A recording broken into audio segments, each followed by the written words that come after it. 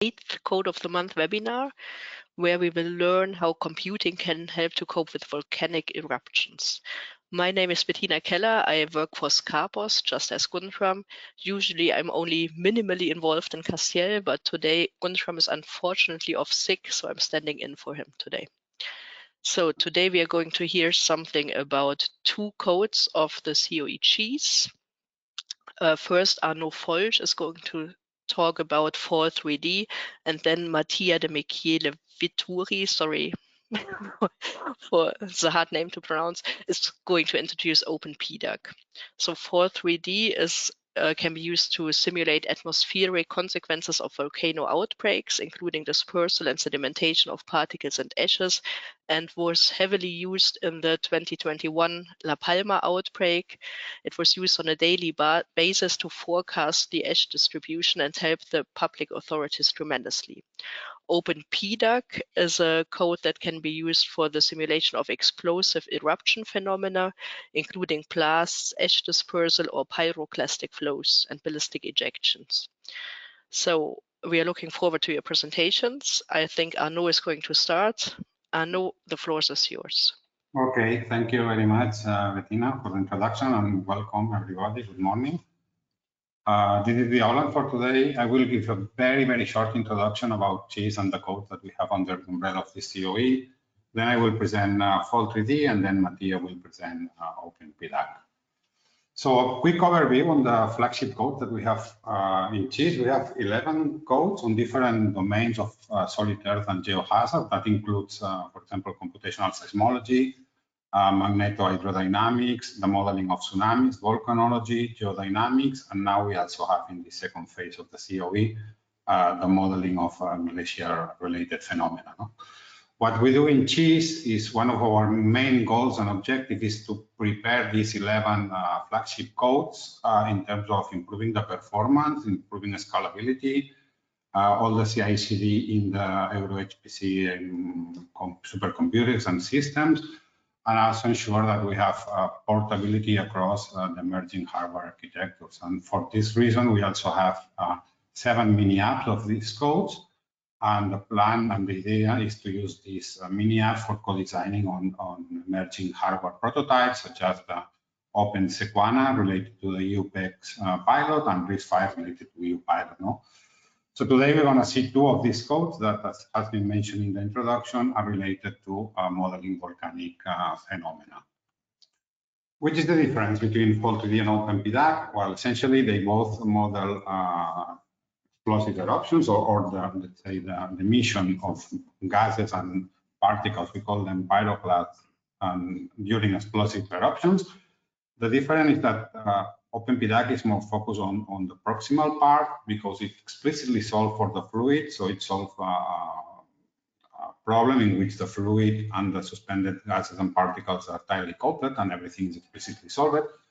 And this allows them to simulate phenomena such as ballistics, detection of ballistics, pyroclastic density currents, and also the transport of pyroclasts. Instead, FALL3D is more focused on the more distal part of the cloud in which we have passive transport. And here we do not explicitly solve for the atmosphere, or say for the fluid, but we take the wind field from a numerical weather prediction model, and then we just solve the passive transport of these particles and aerosols. Okay, so that's the main difference. Of course, what these 2 codes model is related to a very large number of impact phenomena that volcanic eruption may have, such as tetra fallout, impact on airplanes, pyroclastic density currents, and so on. So I will start now with FALL3D. FALL3D is an Eulerian model for, as I said, for the atmospheric transport and ground deposition of passive particles. It was developed like more than 20 years ago now, originally for volcanic particles, but over the years it has been extended to simulate also other types of particles, like for example mineral dust, aerosols, radionuclides, and now we are also starting to work with particles from smoke fires. No? It is a multi-purpose model in the sense that you can use it to simulate both the concentration in the air, so the airborne material, and this is of interest, for example, for aviation, or to study the fallout deposit, so how this material settles down and accumulates on the ground. It is multi-scale because it can run at multiple scales from a few kilometers from the source, from the vent, to almost regional and continental scale. That means domains spanning thousands of kilometers. No?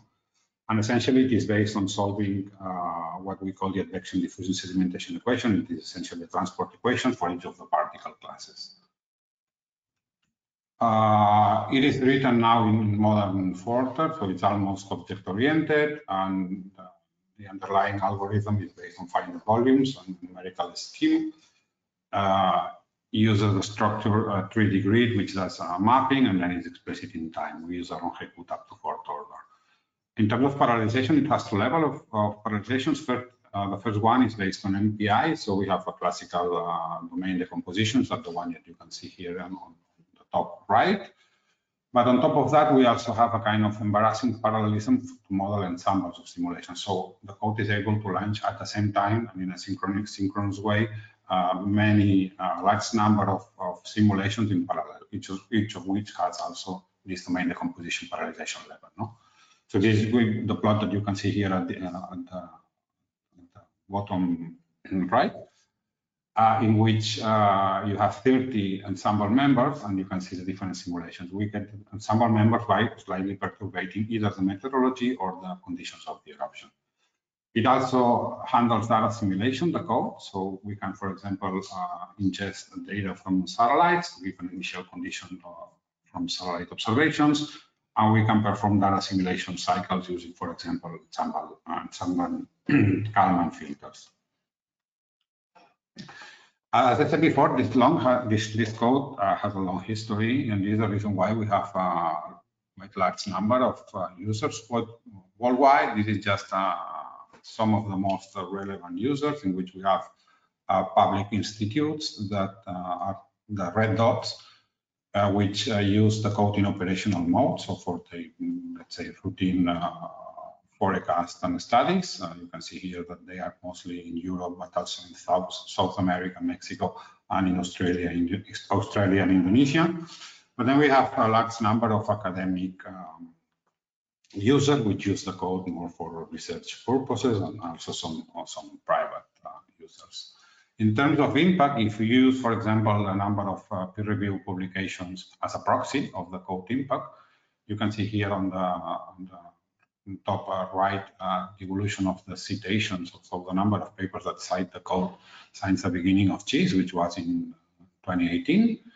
So we get like an average number of, let's say, 25 citations per year. So in total, we already have more than 200 citations on Scopus, which you can see here divided by country and by continent as well. And if we look at the scientific areas, of course, the most relevant one is planetary sciences, but we also have some articles citing and using the code in environmental sciences and computing sciences and engineering. What we had from CHIS1, so the legacy from CHIS1, during the first phase of the project, which spanned from 2018 to 2022, this code was heavily refactored because originally it was only on MPI. So we did the porting of the code during the first phase of the project, which increased substantially the speed up and the time to solution of the code. You have some numbers here showing the scalability on different systems. And now we have a new GPU version which uses MPI and OpenCC. But during CHIS1, this was done just very tailored to NVIDIA GPUs. And now what we want to do is to increase the portability of the code to make it more general to other architectures. We also have during this version that we ported in CHIS1 quite poor scalability, and this is one of the things that we are doing now in this second phase of the project is improving the scalability of the code and the portability of the code. The code, of course, is in open repositories, both the CPU and GPU version. You have the address here. Well, actually, this repository is a suite of several things, but if you go to FALL3D in particular, you will see here the code. I have to say that this code, as all the codes in Cheese, we are very committed to the software quality. So all the repositories that we have to pass a software quality assessment, and in particular one that was proposed during the Synergy project, in which you can get a gold, a silver, or a bronze badge. And for this particular code is EOS compiling with the software with the gold badge. It means that we attach and comply with all the indicators for software quality of repositories. No? But in this same collection of repositories, in addition to the code, we have several other things, like, for example, tests and how this code behaves on different systems. So far, we have Leonardo and Lumi, but we are now adding Mare Nostrum 5, as we are very recently got access to this new machine as well. And here, for example, if you go to different tests, the nice thing is that it's quite well documented in terms of traceability, for example. So there are JSON files, which for every simulation tells you almost everything about the code, this simulation in particular, which version of the code was, which commit ID, who did the commit, in which system was run, the characteristics of the system, which models were allowed to run the code, how the compilation was done, and so on, so that you or any user actually we also save a copy of the exe file. So that in theory, because once it is open, everyone should be able to reproduce exactly the same test with the same code version. No? And we do that in order to monitor during Cheese 2 the evolution of the code in an objective way. So the idea is to compare some metrics at the very beginning as a baseline with the ones that we plan to obtain at the end of the COE. In terms of documentation, we also have a documentation for the code. So all these users that we have, or any new users, can go here and they have not only the manual, but also, let's say, recommendations on how to install the code, how to run, best practices, and so on. I will show you now some examples of use. This is one real case that we did in the eruption of La Palma. You may remember that this eruption started in September 2021 and lasted for nearly 3 months to December 2021. And it was quite destructive in terms of the lava flows, which destroyed more than 3,000 buildings. And this forced the evacuation of almost 10,000 people in the island. They were moved to other parts of the island or even to other neighboring islands of the archipelago. So let's say that during the eruption, a kind of red zone was defined, and all the people there was forced to, or either to leave or either to stay at home, depending on the evolution of the eruption. In addition to these lava flows, there were also disruptions of the airport caused by the ash fallout, which implied cleaning of the runways, rerouting of air flights, etc. And overall, all this crisis during these 3 months was managed by an emergency committee that was, let's say, set up on purpose. The name of this committee was PEVOLCA, and it involved not only the representative from the national Spanish government, but also the regional government, the army, the civil protection, and then a scientific committee which gave everyday advice on how to better manage this crisis. No? And in this context, we were required to run a service, a daily operational forecast, to deliver to the scientific committee of the PEVOLCA daily forecast on the evolution of the ice cloud and the SO2 clouds as well, because it was also very problematic because high levels of SO2 and other aerosols forced people to stay at home even outside the red zone.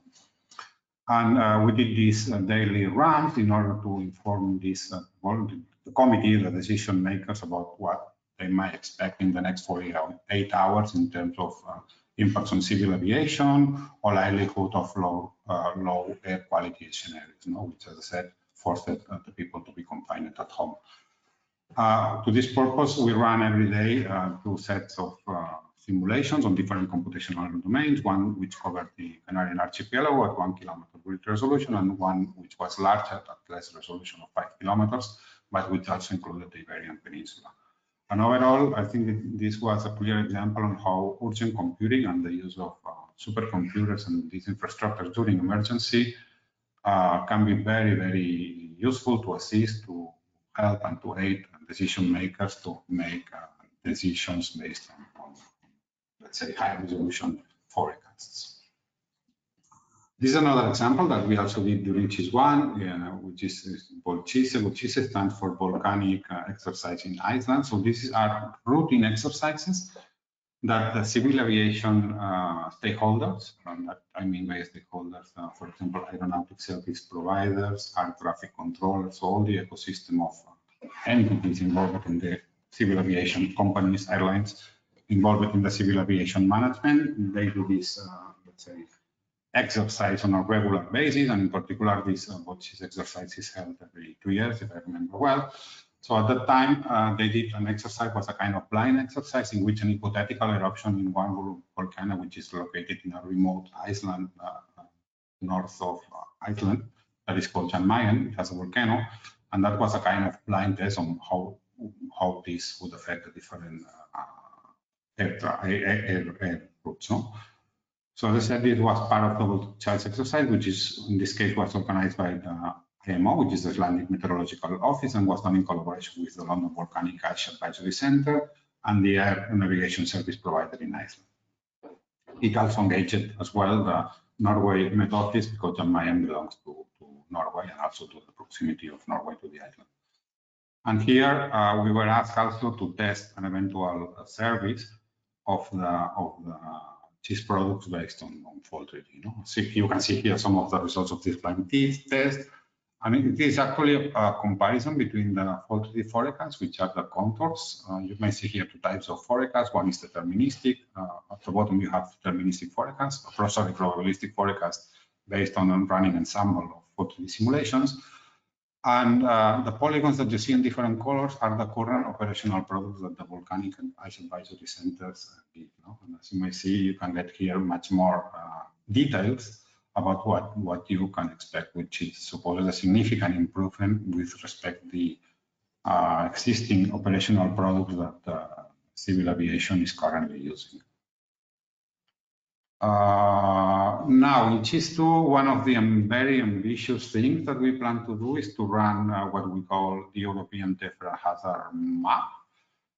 And the idea here is that we will run the first homogeneous multi-volcano probabilistic volcanic hazard assessment at an European scale. What's the rationale behind this is that so far in volcanology, we have probabilistic hazard assessments for individual volcanoes, but we don't have a comprehensive hazard assessment involving all the volcanoes that we have in Europe at the same time, because we here aggregate the different contributions of the different volcanoes. And we want to do that also at a quite high resolution. So the plan here is to have a hazard map for different flight levels at 10-kilometer resolution covering the whole continent and also North Africa. And then another assessment on more nested domains, which are the ones that you see here in red, that are focusing on particular regions. And these are more oriented to ash fallout, which is, let's say, a phenomenon that affects more in the proximal. No? So the idea is to have here some of the Icelandic volcanoes, Portuguese volcanoes in the Azores archipelago, Canarian volcanoes, Italian volcanoes, and also some representative of big volcanoes in Greece. The idea is that all these data sets also will be made accessible through the European Plate Observatory System as a thematic core service, and will be freely available to any end user which is interested in using these for further assessment of impacts of what we might expect in the future. I have to say that one of the difficulties here of doing this multi-volcano hazard assessment is that you have to know an idea about the frequency time of each of the volcanoes, because they are different. Some of them erupt very frequently. Others may have response time of many years or even decades. So it's quite challenging to match everything and to give an objective unique probability on a given time window. No? We plan to do this hazard maps for different time windows, so that's for 10 years, so what you can expect for the next decade, and then on a longer multi-decadal scale, probably 50 or 100 years ahead.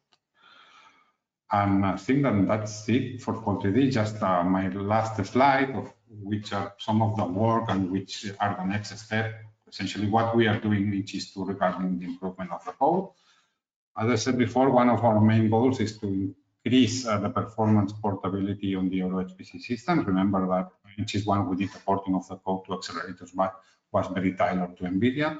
So we are now adapting this to other kind of GPUs like AMD Lumi, for example. And for this reason, we got two development access proposals on Leonardo and on Lumi G to test different performance portability options, in addition to OpenSSL like OpenMP offloading or even the use of COCOS or other possible solutions. We are doing this performance portability campaign, and then as all the codes in GIS, we audit the code using all the POP assistants, so the systems of POP COE. We got the baseline POP metrics. And now, based on the results of this first audit round that we did last year, we are now doing a number of actions on the code in order, for example, to reduce the data movement overhead or improving communications, etc. So there is a list of more technical aspects that we are trying to address thanks to these audit results. And that's it. I will give now the floor to Mattia, and he will present the other code in volcanology that we have in GIS, the second phase of GIS. So I guess I should stop sharing now, no? If I can. It's okay. Normally, Mattia is now presenter. Okay. Okay, so are you seeing my screen now? Yes, full screen. Okay, so let me go to the first slide. So good morning, everyone, and thank you for this opportunity to present the code OpenPDAC and the activities that we are doing in the framework of the GIS project. So OpenPDAC, as Arnaud already said, is another code which is devoted to volcanic eruption, and in particular to the simulation of volcanic gas particle flows. It's a multi-phase code, and it's accessible via a public repository. It's developed as an OpenFOAM module and is based on the original OpenFOAM solver, which is called multi-phase Euler. With respect to this original multi-phase Euler module, we make a lot of new implementation. In particular, we have modified and updated the implementation of the kinetic theory equation for granular flow in order to be able to model not just one single solid phase, but what is called in volcanology a total grain size distribution, so different classes of particles with different sizes. And in the Eulerian framework, these represent the fine particles that are in the gas particle mixture. And because we have more than one solid phase now modeled in the model, we also introduced in the code models for particle-particle interaction. We also have larger solid particles that are modeled, and this is done with the Lagrangian library. So the particles are coupled one way with the mixture of gas and finer particles. OpenPDAC also implements an hydrostatic profile for the atmospheric pressure, and in this way we can do simulation also on large domain. So with all these characteristics, OpenPDAC is well suited to simulate phreatic eruption, which are eruptions that are driven by steam explosion due to the superheating of groundwater by a magmatic source, and due also to the increased pressure that is associated with the gassing. These eruptions can often precede or follow more traditional volcanic eruption, and they represent an important hazard, and this is well testified by recent events like those that occurred at Mount Ontake in Japan 10 years ago, or 5 years ago at White Island in New Zealand. And in GIS, OpenPDAC will be used for a first assessment of hazard from phreatic explosion at Volcano Island in Italy, in the Tyrrhenian Sea. The code is written in C++ and make large use of object-oriented features. In OpenFOAM, the C++ classes are designed to define, discretize, and solve the governing partial differential equation, and this is done with the finite volume discretization approach on unstructured grid. And we need an unstructured 3D grid to be able to well describe the terrain and so the effect of the topography on the dynamic of the flow. Being based on OpenFOAM, OpenPDAC use also the CPU parallelization that is implemented in OpenFOAM, which is based on an MPI-based domain decomposition in which the geometry and the associated fields are broken into pieces and allocated to separate processors for the solution. And this is represented in the figure that we can see here on the right. So we have a different resolution in the area of the explosion, which is the one which is highlighted by the black box and for which there is a zoom. And so in this figure, we can see that each color is associated with a different domain in the domain decomposition, and we have smaller domains for the regions with a larger number of cells and with smaller cells. The parallel running of the simulation use the public domain implementation of the standard message passing interface by default, but it's possible also to use other libraries with OpenFOAM and so also with OpenPDAC. OpenPDAC is one of the new codes of CHIS2, but other OpenFOAM-based solvers for volcanology were already present in the first iteration of CHIS. So in CHIS1, in particular, the ASCII solver that was devoted for the simulation of Plinian volcanic eruption plumes was present, and these allowed already in that first iteration of the CHIS project to study and understand what are the best strategy to optimize the simulation with OpenFOAM. The new solver has, in any case, a new feature, different capabilities, and a different numerical structure. So it's important also to study and to understand what are the performance, the parallel performance of the new code that I'm presenting today. So as said, OpenPDAC is based on OpenFOAM, and OpenFOAM development is divided into three main branches. So there is the OpenFOAM released by the OpenFOAM Foundation, OpenFOAM version released by ESI, and then the version released by FOAM Extend. And each of these three branches diverge in some aspect from the others. The one that we used for OpenPDAC is the version released by the OpenFOAM Foundation, which has one major release per year. And so in the same way, we release one major release of OpenPDAC every year. As soon as the new version of OpenFOAM is released, usually in just a few days, we are able to release also the new version of OpenPDAC compatible with the new version of OpenFOAM. We based the development of OpenPDAC on the OpenFOAM Foundation branch because the main developments for multi-phase flows can be found there. With the source code that we release, and you can see here two versions of the web page, one for the GitLab and one for the GitHub repositories. We also include several test cases from simple 2D simulation to full 3D simulation with complex topographies. And also for OpenPDAC, you can see that we have here the silver badge, but with the new version, we are working to have a gold badge when it will be released in the next months in the summer. The code also has already some CI/CD action implemented, in particular with the automatic compilation of the code and the building of a Docker container every time a major or minor version is released. At present, OpenPDAC is installed on Lumi on the CPU partition, and soon will be also installed on Leonardo on the CPU partition of Leonardo. And we plan to implement additional CI/CD action to update the installation of the code on this machine every time a new major release will be pushed to the repository.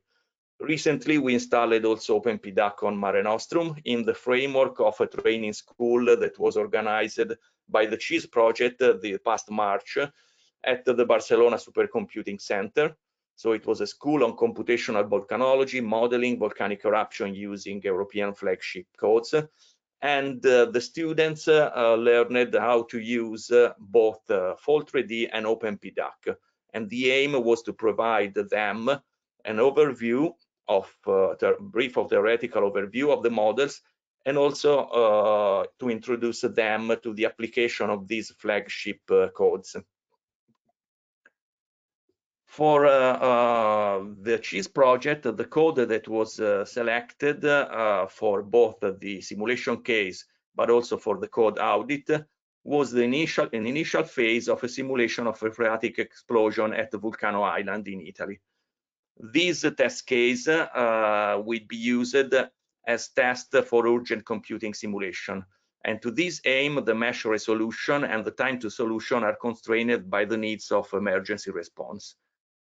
A strong scaling test in terms of execution time, speed up, and efficiency was done on the CPU partition of LUMI using 64 nodes, which means more than 8,000 cores. And this first scaling test was done with a mesh size of 60 million of cells.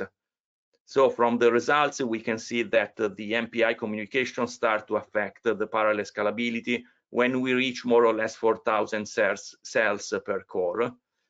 In any case, also for the larger number of cores that we used, so when we have more or less 2,000 cells per core, the parallel efficiency is 0.7, which is still acceptable. We have done recently also larger simulation, reaching also 60 million of cells. These test cases have been used also for an analysis of the traces in order to understand better which are the bottleneck and what are the parallel performance of the code. So because the trace is really large, we have been able only to analyze the very first time step, and this time step show in any case some, as you can see here from this image, some repetitive structure. So each of these repetitive structure represent the internal iteration that we have for each time step of the solver. And then this iteration has been analyzed, and the trace has shown that the parallel efficiency is only 36%, which means that the code spend roughly only a third of its time doing actual computation. And the main reason of that is the low communication efficiency of around 50%. So it's important to find the optimal number of cells per core in order to maximize the communication between the cores. So now going back to the application of the code and to the project, I wanted to introduce here what are the two simulation cases that have been designed for this project. And we have two different simulation cases. One is a capability and one is a capacity. They are both focused on Vulcano Island. So the first one, the simulation case 6.1, has as objective the simulation, so for a urgent simulation of a phreatic eruption that can be potentially used in the framework of a volcanic unrest at Vulcano Island. While the second simulation case, 6.2, is a capacity, and the objective of this capacity is to exploit the parallel workflow that we are developing within the project to perform for the first time hundreds or thousands of uncorrelated high-resolution 3D numerical simulation of phreatic eruptions. So these will be provided to the Italian and local authorities in charge of evaluating the medium to long-term hazard at Vulcano. And the probabilistic study will consider and assess the uncertainty which is associated with this kind of events, and in particular the uncertainty in the vent location, in the volume and the energy of the eruption, in the ratio between gas and liquid, and in other parameters that can affect the final results, and so also the dispersal of the volcanic rocks that are ejected during this eruption and of the pyroclastic flow that are generated. As I said, we have developed a quite complex workflow here for these cases that start from the pre-processing, which involve the creation of complex 3D unstructured grid, which has to be terrain following, and that ends with the post-processing with an automatic processing of the output of the code to producing hazard maps for both the ballistic and the pyroclastic flows. The optimization of this workflow is part of the project, and we are working in collaboration with HALLRS to improve the performance. And here you can see this is an image of an analysis of the pre-processing tool to generate the grid that we just received a couple of days ago from HALLRS, because they are working in order to understand what is the best configuration to use when we do the pre-processing for the simulation. Now I would like to show to you a couple of videos that will better show to you what is the phenomena that we are interested in and that we are trying to model. And as I said at the beginning, two cases that well testify the hazard associated with this kind of eruption, so phreatic eruption, are one, the eruption that occurred at Mount Undertaking 10 years ago. And here we can see a video. And it's here you can see in this video that it's not just a mixture of gas and finer particles, but there are larger blocks that are ejected. And these larger blocks were responsible of most of the fatalities that occurred during that eruption. And here you can see at the end of the video the effect of the impact of these larger rocks on this building. So you will see the holes that are created in the roof of this building and also in the walls.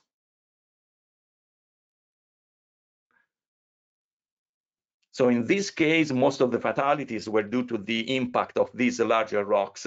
But for the White Island eruption, we can see here an image from a video from a webcam, and this video was shown during a trial that happened after this event.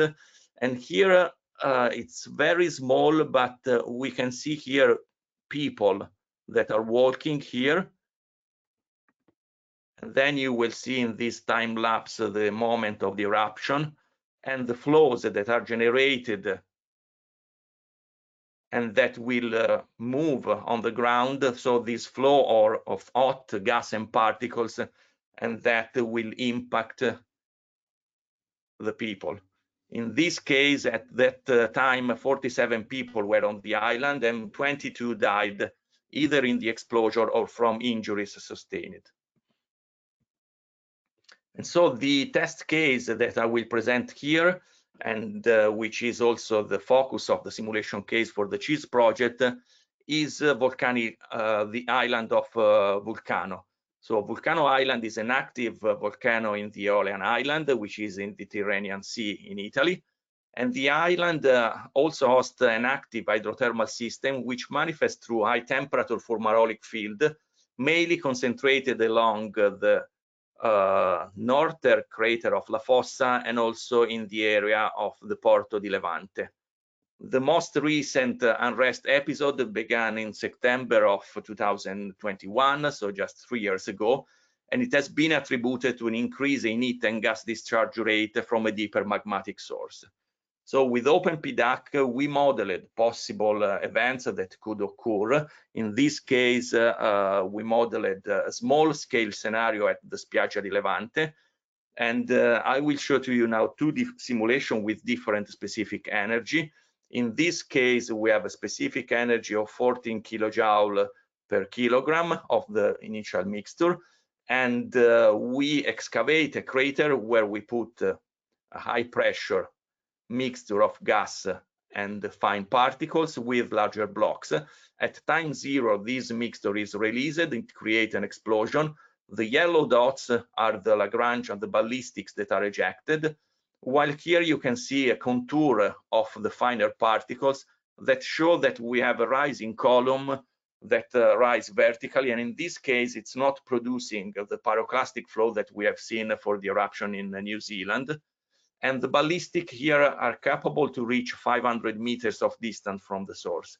And then we will see another simulation where there is a lower specific energy. Here we see some frames of the simulation. And then we can see that there is a collapse, a partial collapse of the mixture of gas and finer particles. And so these generated these flows that can be deadly. And here we can see a video, an animation of a simulation, in this case from a different source. It's not anymore from the Spiaggia di Levante, but it's from the La Fossa crater. We can see here these small dots that represent the ballistic and also the collapse and the generation of the flows. So it's important then to process automatically this simulation. As I said, in our workflow, we have automatic tools. And here I'm showing different simulation, and these maps are for the area that are impacted by the ballistics. So the different colors represent a different percentage of the ballistic that were ejected in a log scale. So each pixel, in each pixel, we plot the percentage of the ballistics that we emitted that fall in that pixel. And here we have different maps for different initial conditions that can be different geometries of the craters of the source area, or different initial overpressure, different temperatures, different ratio between gas and particles. And in the same way, we can produce maps for the area that are affected by pyroclastic currents, again obtained considering different vent geometry and erupted mass. The case that we have seen here in these slides was focused on Volcano Island, but it has potential extension to other volcanic areas like the Guadalupe, Martinique, Solfatara. To conclude, I would like just to remark that the objective of the capability simulation case 6.1 of CHEES that I've shown before is to run OpenPDAC for urgent simulation of phreatic eruption to be potentially used in the framework of a volcanic unrest. The simulation that I've shown to you now, the resolution, the final resolution was a few meters, and were run on smaller, not a very large number of processors. But our goal for this urgent computing simulation case is to achieve a spatial resolution at ground smaller than 1 meter, that for the considered domains require a grid with an order of magnitude of 10 to the 8 elements and more than 10 to the 9 degrees of freedom, which needs to be solved on tens of thousands of cores in order to reach time to solution of the order of a few hours or less. So in this urgent computing application, it's very important to have exascale resources because it can reduce substantially the time to solution, and hence they have the potential to transform the way society deals with early warning, short-term forecast, and emergency management. Thank you very much. Yeah, thank you, both of you. Thank you, Arnaud. Thank you, Mattia, for the very nice and interesting introductions and great pictures. So we have some time left for questions.